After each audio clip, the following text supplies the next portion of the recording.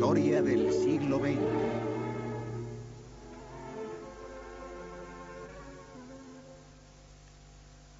En enero de 1924, el mundo recibió la noticia de que Lenin, el fundador del Estado soviético, había muerto.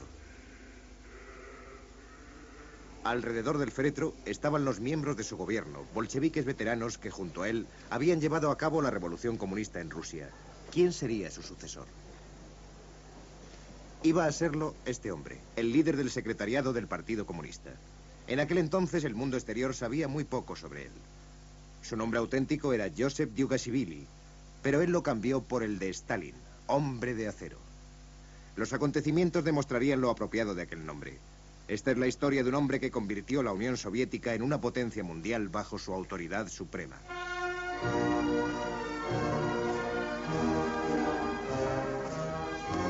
Stalin y la modernización de Rusia.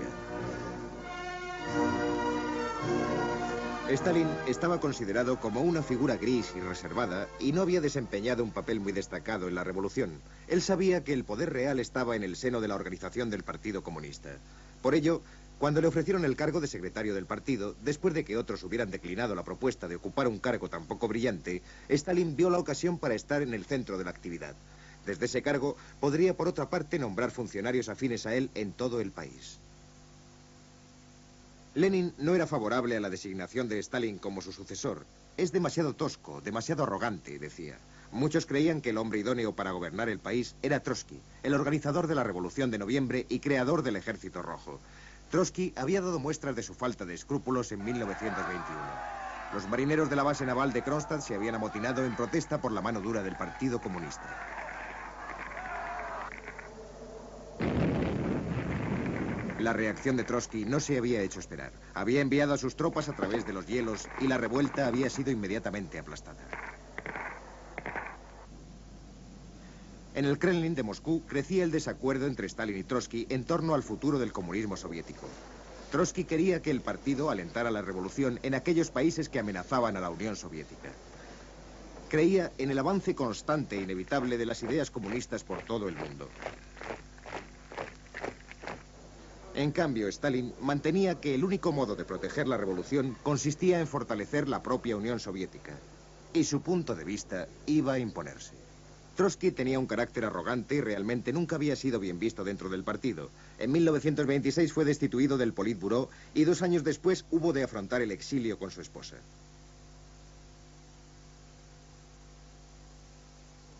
Buscó asilo en distintos países, incluidos Francia, Noruega y México, donde siguió denunciando a Stalin hasta su asesinato en 1940. En 1929, Stalin había ascendido a varios acólitos suyos dentro del Politburó y era virtual dictador del país. Ahora su propósito era aplicar sus planes para modernizar la Unión Soviética sin oposición. En aquellos tiempos todavía estaban permitidos el comercio privado y la propiedad de pequeños negocios en virtud de la nueva política económica de Lenin iniciada en 1921. Pero Stalin era partidario de un control total de la producción por parte del gobierno.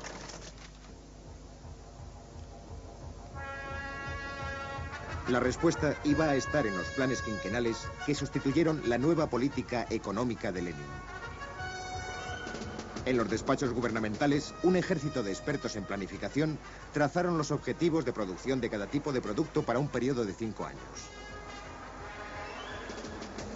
Los comités locales se encargaban entonces de hacer cumplir esos objetivos.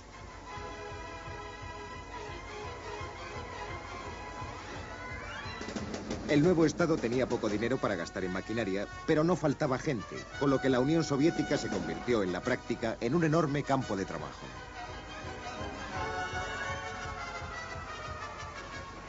La idea era cambiar la imagen industrial de la Unión Soviética en el menor tiempo posible.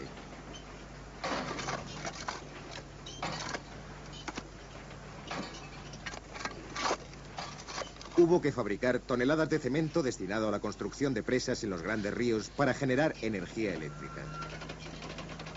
También era vital la madera de los bosques, que sería empleada en los miles de kilómetros de nuevos ferrocarriles previstos en el primer plan quinquenal.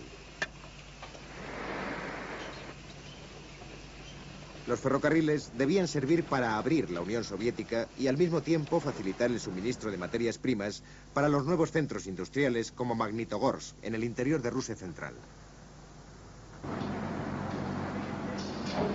Alentados por la visión de una sociedad nueva, muchos rusos se esforzaron en cumplir los planes de producción. Pero las exigencias de Stalin implicaban un uso creciente de mano de obra esclavizada. Este canal, que unía el Mar Blanco con el Báltico, había sido construido, como muy bien sabía Stalin, por miles de prisioneros de los campos de concentración del norte del país.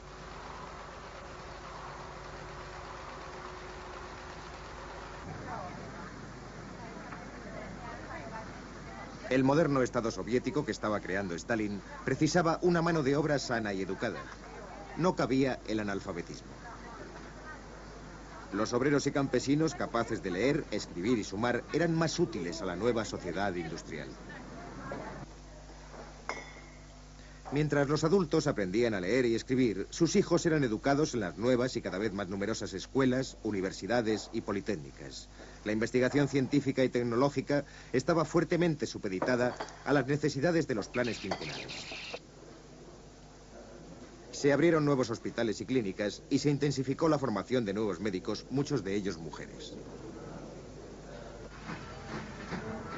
El segundo plan quinquenal cubría el periodo 1933-1937 y ponía el acento en la ingeniería y en la producción de acero y energía eléctrica.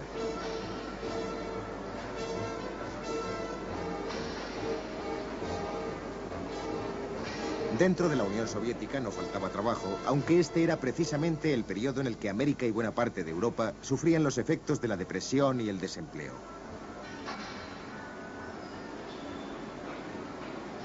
Por ello, la Unión Soviética estaba alcanzando rápidamente los niveles del mundo occidental. Pero esto no les bastaba a los líderes soviéticos. Exigían cada vez mayores sacrificios de los trabajadores. Este minero, Stajanov, hacía el trabajo de 16 hombres en un turno. A todos se les instaba a emular a Stajanov. Si lo cumplían, se les recompensaba.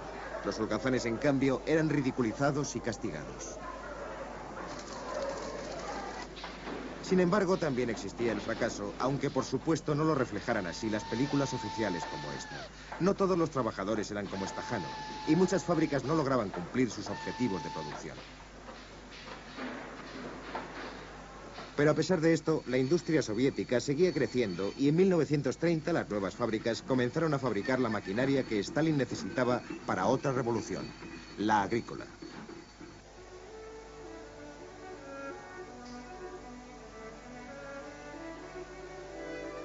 La agricultura era sencilla y primitiva. Aunque los campesinos fueran ahora propietarios de sus tierras, todavía las cultivaban del mismo modo que lo habían hecho durante siglos. Sin embargo, la producción alimenticia era vital, así como las exportaciones de cereales, con las que se financiaba la compra de maquinaria al extranjero y el pan que alimentaba a los obreros en las ciudades.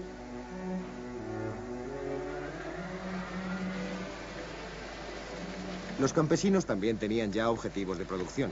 A menudo se trataba de cantidades mucho mayores de las que podían producir y por esa circunstancia eran enviados funcionarios para inspeccionar sus cultivos y confiscar sus cosechas. Había que producir más cereales y para ello se introdujo un nuevo sistema, la colectivización. En 1929 los líderes comunistas empezaron a presionar a los campesinos para que se incorporaran a las haciendas colectivas, donde se repartirían el trabajo y podrían utilizar con pleno rendimiento las nuevas máquinas. Ahora la fabricación en serie se aplicaba tanto en la industria como en la agricultura. A muchos campesinos no les gustaba la idea, sobre todo a los kulak, campesinos ricos que ahora iban a perderlo todo. Por todo el país estallaron fuertes movimientos de protesta. Antes que aceptar la colectivización, los campesinos incendiaron sus casas, destruyeron sus cosechas, mataron su ganado. Y millones de campesinos fueron concentrados y alejados de sus tierras. Las consecuencias para la producción agrícola fueron desastrosas. En 1930 la Unión Soviética produjo una cifra récord de 85 millones de toneladas de cereales. Pero en 1934, durante los primeros años de colectivización, la cifra bajó hasta 69 millones de toneladas y hubo carestía. Sin embargo, Stalin estaba decidido a lograr que los campesinos aceptaran la colectivización. La alternativa no era otra que el hambre y la muerte.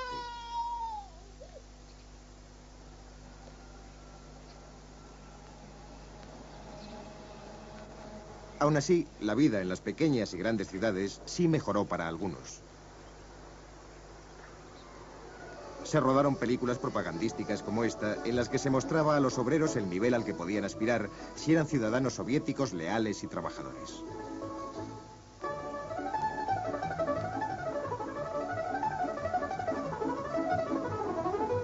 Pero a muy pocos les era posible vivir en apartamentos modernos como este, con agua corriente y calefacción central. O comer también en ambientes tan confortables. En realidad, la vida de un ciudadano medio era muy diferente. La constante escasez de alimentos y otros bienes de consumo significaba tener que guardar colas de varias horas frente a los comercios. Las ciudades estaban superpobladas y eran grises e incómodas. Las ideas de los planificadores estalinistas para la ciudad modélica del futuro apenas tenían efecto en la realidad, salvo en el caso de algunos edificios públicos en Moscú y la obra maestra de Stalin, el metro de Moscú.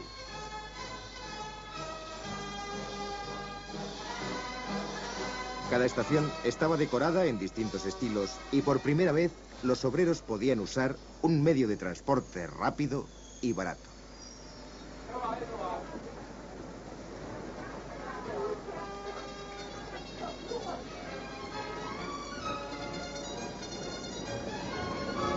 Pero el logro más importante de estos años estuvo en el desarrollo industrial a través de los planes quinquenales. En la década que precedió a 1937, que marcaba el término de los primeros dos planes, las cifras de producción industrial se habían disparado. En 1937, por ejemplo, la producción de petróleo se había triplicado desde 1927. La producción de carbón era 4 veces mayor, al igual que la de acero.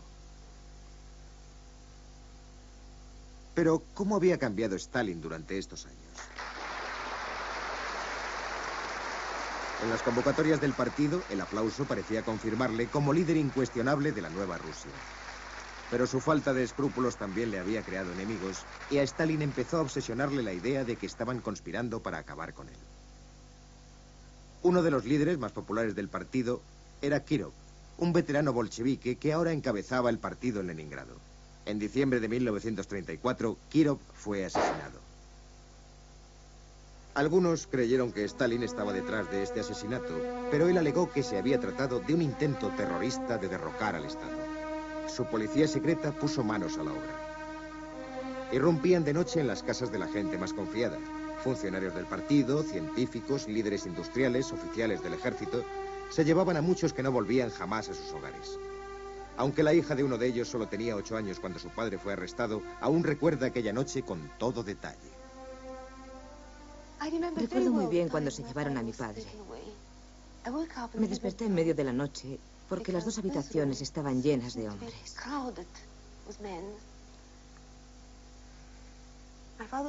Mi padre estaba sentado en silencio en una esquina. Se lo llevaron a las 7 de la mañana. Todavía era de noche. Se despidió de mí y nunca le volví a ver.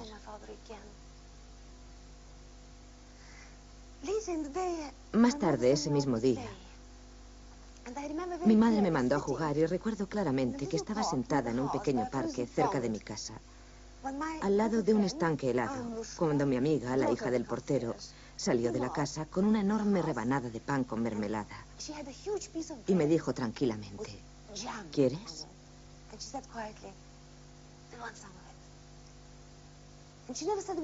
Y en ningún momento mencionó lo de mi padre, aunque lo sabía.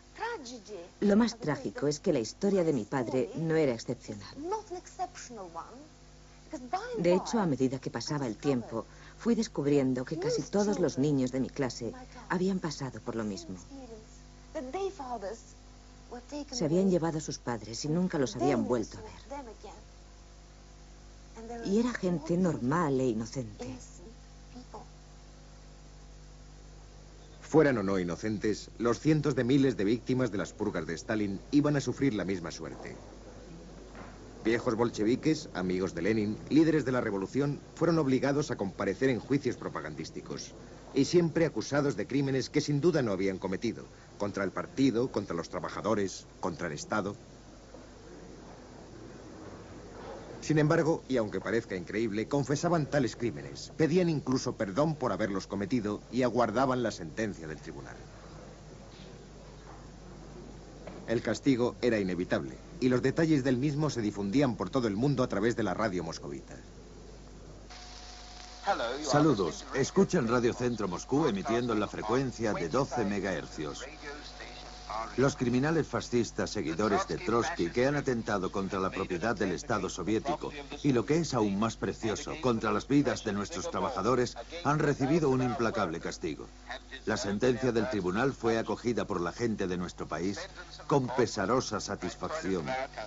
Esta es la sentencia de nuestro gran país.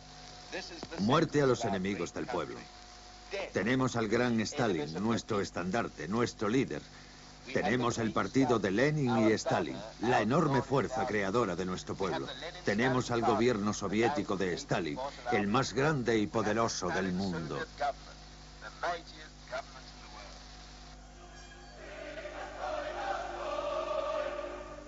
Ahora Stalin podía estar tranquilo. Ahora todas las celebraciones eran en su honor. Exigía aplauso y afecto y pocos tenían ya la valentía de negárselos.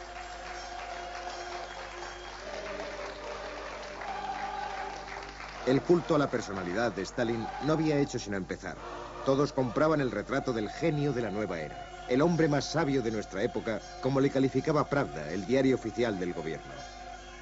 Y en los libros de historia y cuadros de la revolución, Stalin siempre figuraba al lado de Lenin.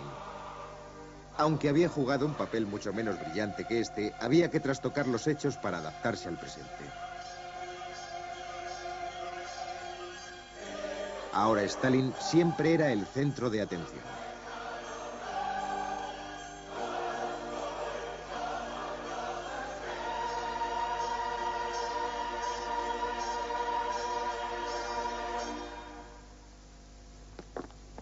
En 1937, mientras Stalin se dirigía desde el Kremlin a la Plaza Roja de Moscú para pasar revista a sus tropas, parecía que su posición como líder supremo y dictador de la Unión Soviética era absolutamente inamovible. Parecía que el Ejército Rojo iba por fin a confiarle su inquebrantable lealtad después de que cerca de la mitad de sus más veteranos oficiales hubieran caído víctimas de la purga.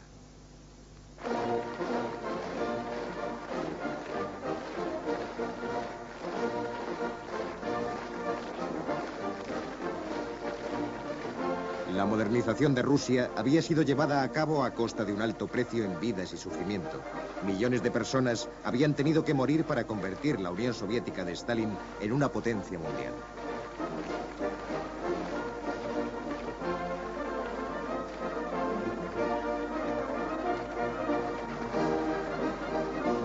Los logros de la industria soviética a través de los planes quinquenales habían incluido la fabricación en serie de armamento y equipos para el ejército más grande de Europa.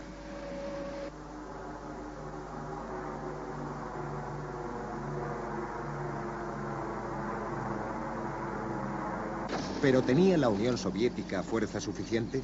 ¿Había sido capaz la modernización de contrarrestar la creciente amenaza de la Alemania nazi en el oeste y de Japón en el este?